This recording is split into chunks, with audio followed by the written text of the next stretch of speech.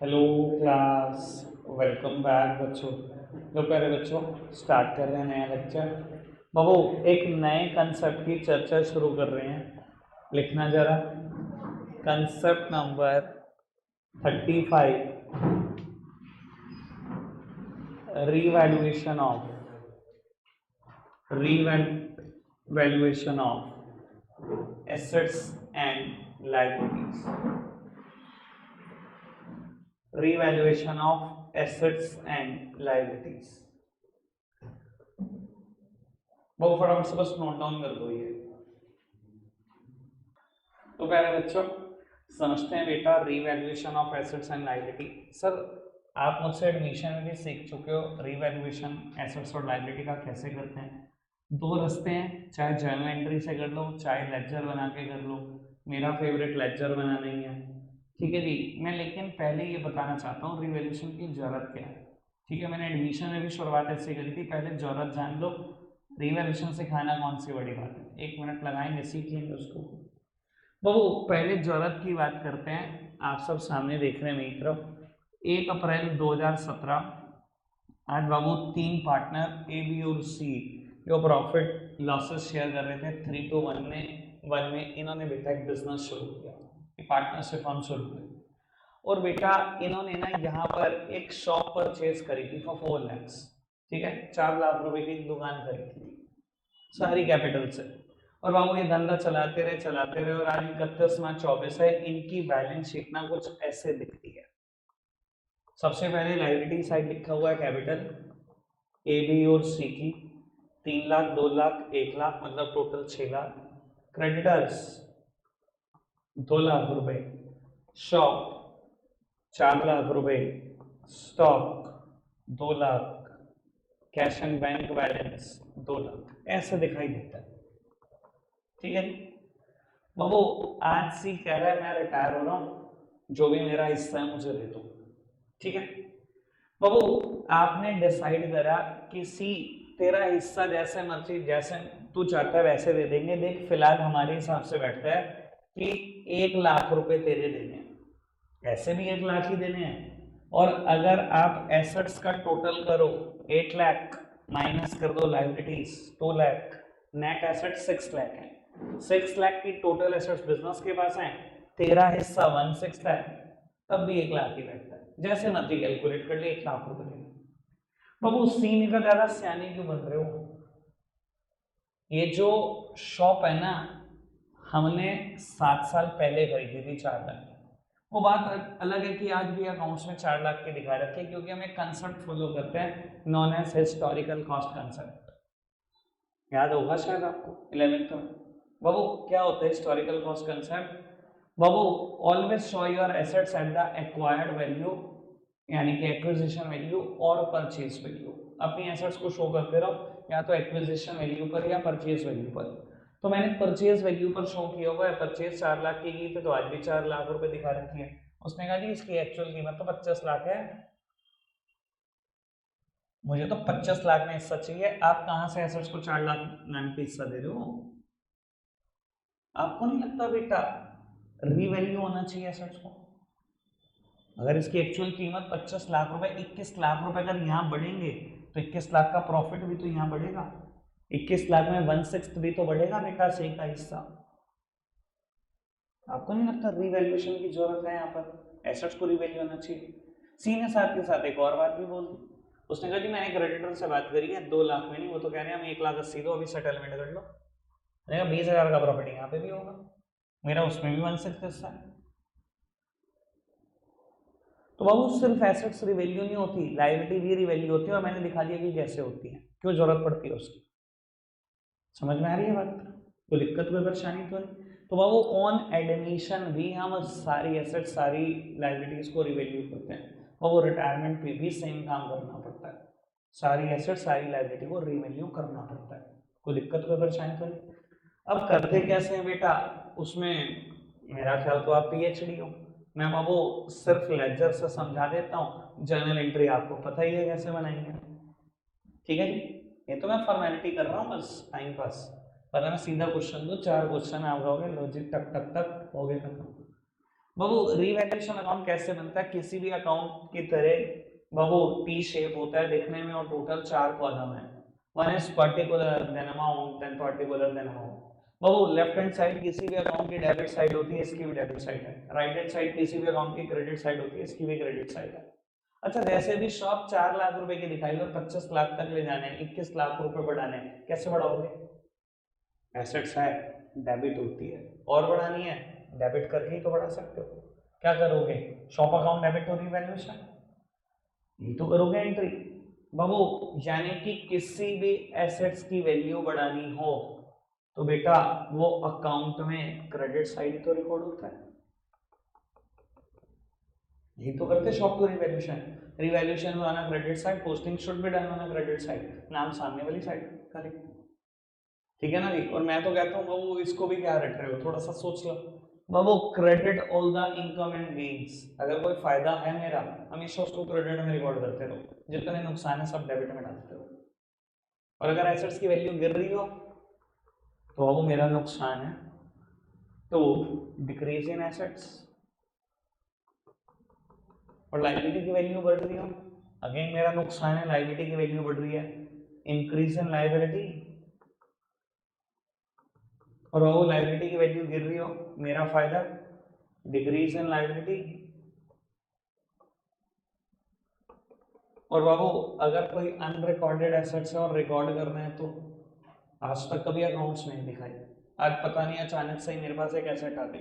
मान लो बेटा मैं फर्नीचर खोल के देख रहा था, फर्नीचर खोला, एक ओल्ड टाइपराइटर निकल गया जिसकी कीमत 5,000 रुपये, और मैंने कभी अकाउंट्स में लिखा ही नहीं टाइपराइटर ऐसे। अनरिकॉर्डेड एसेट रिकॉर्ड कर दो, मेरा फायदा ही तो होगा बाबू, फायदा होगा तो क्रेडिट होगा बाय अनरिकॉर्डेड एसेट्स। और अगर ऐसी कोई अनरिकॉर्डेड लाइबिलिटी अराइज हो जाए तो बेटा वो नुकसान है, डेबिट साइड जाएगा टू अनरिकॉर्डेड लाइबिलिटीज। क्लियर है बात? सर रिवैल्यूएशन में जो भी बैलेंस आता है इधर प्रॉफिट और लॉसेस, किसका हक है उसमें? ओल्ड पार्टनर्स, बांट दो ओल्ड रेशो, एडमिशन पूरा यार। बाबू अगर क्रेडिट साइड बड़ी आई तो बेटा प्रॉफिट होगा, बांट देना ओल्ड पार्टनर्स ओल्ड रेशो। और बाबू अगर डेबिट साइड बड़ी आई तो बेटा लॉस होगा, बांट देंगे ओल्ड पार्टनर्स ओल्ड रेशो। ठीक है, कोई दिक्कत कोई परेशानी तो नहीं? आओ एक आध क्वेश्चन करके देखते हैं, दो आए में से एक मैं कर लेता हूँ, एक आप कर लेना, हिसाब किताब बराबर रखेंगे।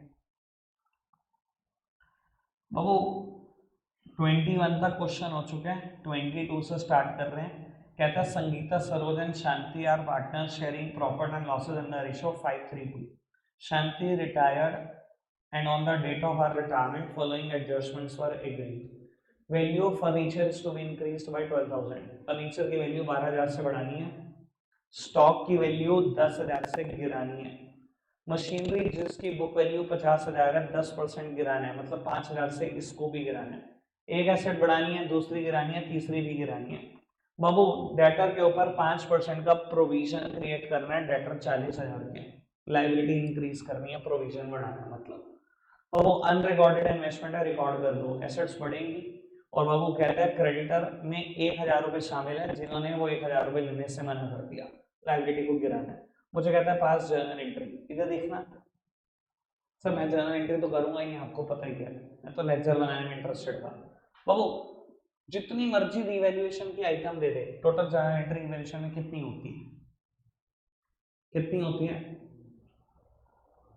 टोटल रिवैल्यूएशन की कितनी एंट्री होती है? मैंने बताया था 3। एक में रिवैल्यूएशन डेबिट, दूसरे में रिवैल्यूएशन क्रेडिट, और तीसरे में बांट देंगे बैलेंस। याद है ना? बोल जाते हो तो हम, तुम्हें पता ही नहीं क्योंकि आज तक कभी घर जाके किताब नहीं खोली, पढ़ना ही नहीं कभी दोबारा, ओवर कॉन्फिडेंस के शिकार हो तुम। बाबू मैं आपको वैसे बता देता हूँ, ये जो आगे आगे दौड़ दौड़ पीछे पीछे छोड़ छोड़ का सिलसिला चला है ना, मेरा कोर्स तो प्रॉपर ऑन टाइम खत्म हो जाएगा, एक दिन में इधर उधर नहीं होने दूंगा। अब अपना खैर समझना, ठीक है ना? आपको इतनी भागने की जल्दी होती है, जैसे ही मेरा बैच वाइंड अप होता है, कल की सिचुएशन देखो, परसों की सिचुएशन देखो, आपको लगता है निकलने क्वेश्चन भी ना करे। होमवर्क के नाम पर भैया 12th क्लास के बच्चों गधे थोड़ी हो, आगे रोज होमवर्क चेक करो। 10-15 मिनट रोज इस चीज में लगा दूं तो पढ़ाऊंगा कब? मैं जो जिस तेजी से मेरे कोर्स चल रहा है ना, मेरा तो प्रॉपर टाइम में खत्म हो जाएगा, आप अपनी खैर बनाओ फिर। आज तक ये याद नहीं आ रहा कि रिवॉल्यूशन में एंट्री कितनी होती है, मैंने पूरी पीएचडी करा दी रिवॉल्यूशन पे लास्ट चैप्टर में।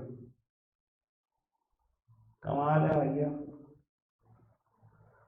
आओ जी, 23rd क्वेश्चन कहता है A B and C were partners sharing profit and losses in the ratio of 2:1. We retired on 31st of March 24 and on the date of his retirement some of the assets and liability appeared in the books as follows.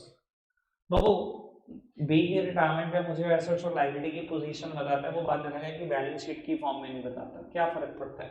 Creditor 70,000, building lakh रुपए, plant and machinery 40,000, stock of raw material 20,000, finish goods का stock 30,000, debtor 20,000।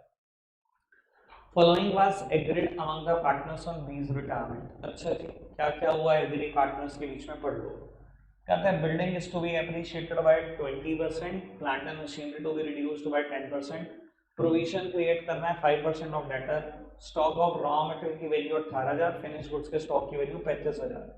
An old computer previously written off was sold for 2,000 as scrap और firm had to pay 5,000 to an injured employee। कहते हैं journal entry भी पास कर दो, revaluation account भी बना दो। बहुत बढ़िया बाबू, मैं रिवैल्यूएशन अकाउंट बना देता हूँ, यही स्पीड पर बना रहा हूँ, सब सामने देखना, एक ही बारी में खत्म कर लो। बाबू बिल्डिंग को 20% बढ़ाना है, 1 लाख की बिल्डिंग है, 20% बढ़ाओ 20,000। जनरल एंट्री बताओ क्या की? एसेट्स है, बढ़ाना है, डेबिट करके बढ़ा सकते हैं। Building debit to revaluation, revaluation on a credit side, posting should be done on a credit side, नाम सामने वाली साइड का, बाय बिल्डिंग 20,000। आप पूरा लिखना, मैं शॉर्टकट लिखा, ठीक है जी। प्लांट एंड मशीनरी को 10% से कम करना है, 4,000 से कम करना है। एंट्री क्या होगी? Revaluation to plant and machinery, revaluation debit to plant and machinery account. बाबू 5% प्रोविजन क्रिएट करना है डेटर पे, मतलब 1,000 रुपए। बाबू लाइबिलिटी क्रिएट करनी है, एंट्री होगी revaluation to provision for bad and doubtful debt. Stock of raw material 18,000 का रह गया, जबकि था 20 का, 2,000 से कम करना है तो stock of raw material. Sir finish goods का स्टॉक 30,000 कहता है, 35,000 उसकी वैल्यू कर दो, 5,000 से बढ़ा दो, स्टॉक ऑफ फिनिश गुड्स बढ़ा दिया जी 5,000 से। कहते हैं एक कंप्यूटर जिसको राइट ऑफ कर चुके हो बुक्स में, आज 2,000 रुपए का बेच दिया, बहुत अच्छी बात। अगर मैंने सोल्ड वर्ड लिखा है पास्ट टेंस, अगर मैंने बेच दिया, पैसे आ गए हों, कैश या बैंक डेबिट टू रिवैल्यूएशन। और क्या करूं, और कुछ है करने के लिए? बाबू यानी कि बाय बैंक या बाय कैश, जो भी लिखना चाहो, मैं बैंक से ही लिखता हूँ, 2,000 रुपए। कहता है फर्म को 5,000 रुपए देने पड़े एक इंजर्ड एम्प्लॉय को टू वर्कमैन कंपनसेशन क्लेम, 5,000। कोई दिक्कत तो नहीं? सर हाईएस्ट टोटल 27,000 रुपए है, 27,000 रुपए में से 12,000 माइनस कर दो, 15,000 का रिवैल्यूएशन का प्रॉफिट है, ये देखो आंसर। बांट देना है ABC में 2:1 में, रिवैल्यूएशन खत्म। सर ये क्वेश्चन मत करना, 24th क्वेश्चन एडजस्टमेंट एंट्री का है, चेंज इन PSR के बाद होगा, ठीक है ना। 51B एडमिशन का छोटा भाई, 51B क्वेश्चन इसी चक्कर में, उसमें भी एडजस्टमेंट एंट्री मांगी थी, मैंने कहा चेंज इन PSR के बाद होगा, वहां पे भी एक था। तो आपको सिर्फ एक ही क्वेश्चन करना है रिवैल्यूएशन में, 22 मैंने कर दिया। आगे बढ़ते हैं, एक नया कंसेप्ट की बात करते हैं, रिजर्व की, अनडिस्ट्रीब्यूटेड प्रॉफिट लॉसेस की। Concept number 36,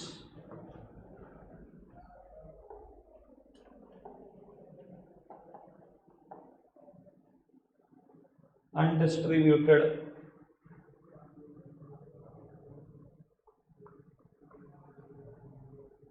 profit losses.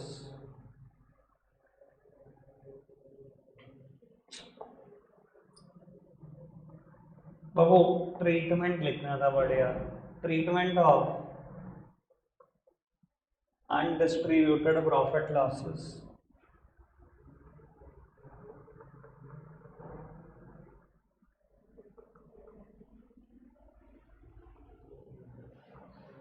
At the time of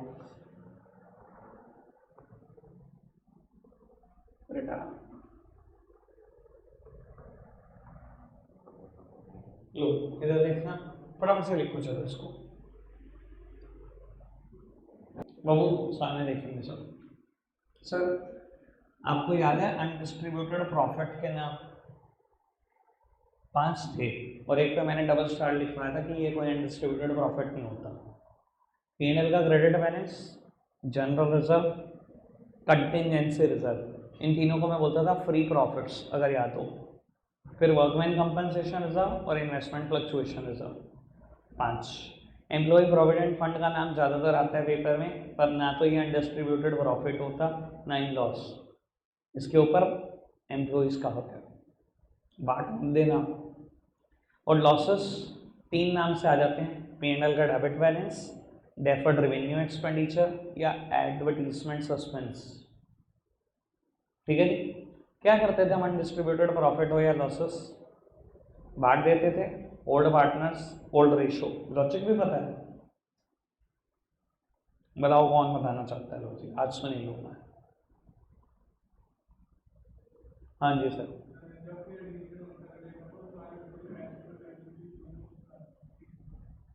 क्या करती हैं?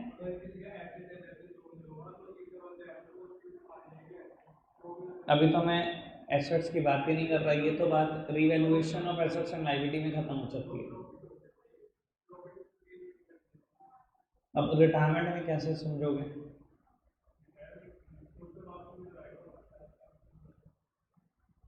सामने देखना बाबू, ऐसे लिखा हुआ है 31 मार्च 2024 को, capital of A B and C 3 lakh 2 lakh 1 lakh.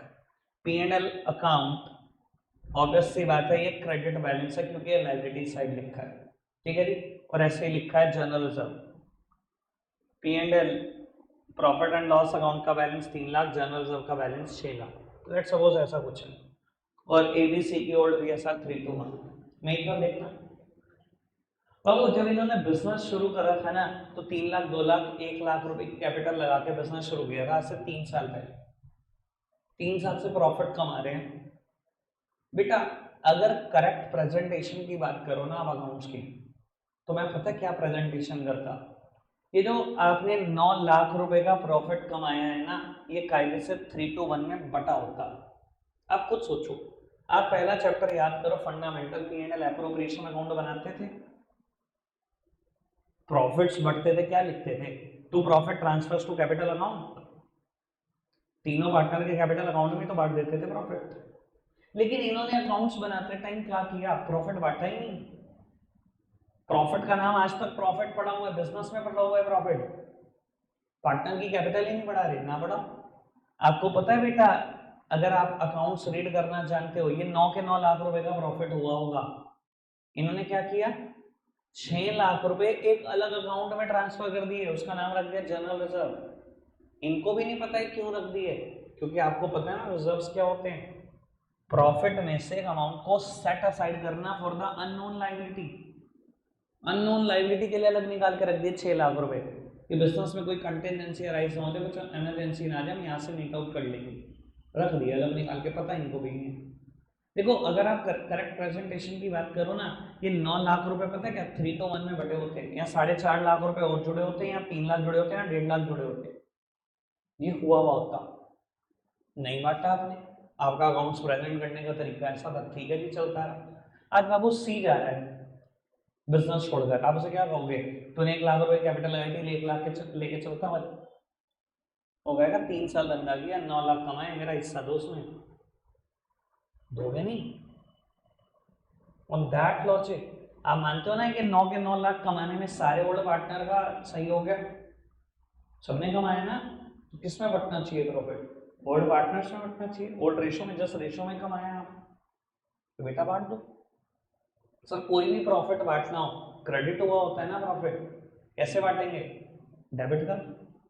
बाबू आपने इसकी कंबाइंड एंट्री की होती, P&L account debit, general reserve account debit to old partner old ratio, to S capital to B capital to C capital. 3 lakh रुपए ये, 6 लाख रुपए ये, 9 के 9 लाख रुपए बांट दो बेटा 3:1 में। 4.5 लाख रुपए एक को मिल जाएंगे, 3 लाख एक को मिल जाएंगे, और 1.5 लाख रुपए एक को मिल जाएंगे। कोई दिक्कत कोई परेशानी तो? मैंने वही गलती सुधारी है जो आपने अकाउंट्स बनाते टाइम ठीक नहीं करी। अगर आपने अकाउंट्स बनाते टाइम में बांटे होते ना तो यहाँ 4.5 लाख रुपए जुड़े होते हैं, 3 लाख रुपए जुड़े होते हैं, 1.5 लाख रुपए जुड़े होते हैं। आपने नहीं करा था, वही काम मैंने कर दिया। क्लियर है बात? और अगर लॉसेस होते तो एसेट्स में दिखाए होते, खत्म करना होता इनको तो क्रेडिट करके खत्म करता, तो डेबिट किसको करता? Old partners old ratio. आओ जी, एक आध क्वेश्चन इस पे भी देखो और आगे बढ़ो। आपको ही पता है बेटा, यहाँ पर जो मैं करा रहा हूँ इट इज मेयर फॉर्मेलिटी, मैं पीएचडी करा कर आया हूँ आपको भैया इन चीजों में, अभी 10 दिन भी नहीं बीते।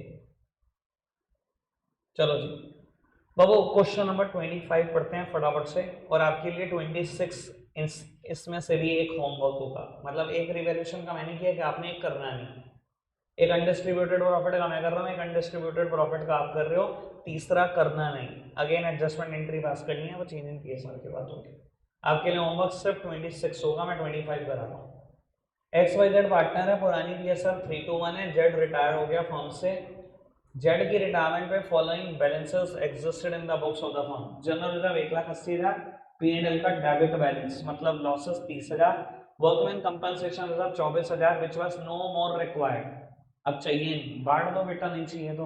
और ईपीएफ एम्प्लॉय प्रोविडेंट फंड का बैलेंस 20,000। ईपीएफ बांटना है? नहीं बांटना, ये कोई प्रॉफिट नहीं है कहीं बांट खाओ। तो बाबू एक है लॉस, दो है प्रॉफिट, बांट दो बेटा, दिक्कत क्या है? बाबू जनरल रिजर्व प्रॉफिट है, बांटना है, डेबिट कर दो। बाबू वर्कमैन कंपनसेशन रिजर्व भी प्रॉफिट है, बांटना है, डेबिट कर दो। बाबू किस में बांट दो? Old partners old ratio. बाबू ओल्ड पार्टनर के नाम है एक्स वाई जेड, तो एक्स कैपिटल अकाउंट, तो वाइस कैपिटल अकाउंट, तो जेड्स कैपिटल अकाउंट।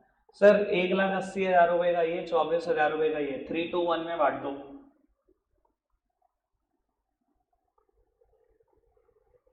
लो जी बांट दिया बेटा 3-1, कोई दिक्कत कोई परेशानी तो नहीं। और ये लॉसेस को हटो, डेबिट है ना लॉसेस, एसेट्स में दिखाया होगा ना, खत्म करो। कैसे खत्म कर सकते हैं?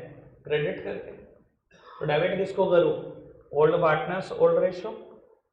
बाबू 30,000 रुपए के लॉसेस हैं, 3-1 में बांटने हैं, ये लो 15-10-5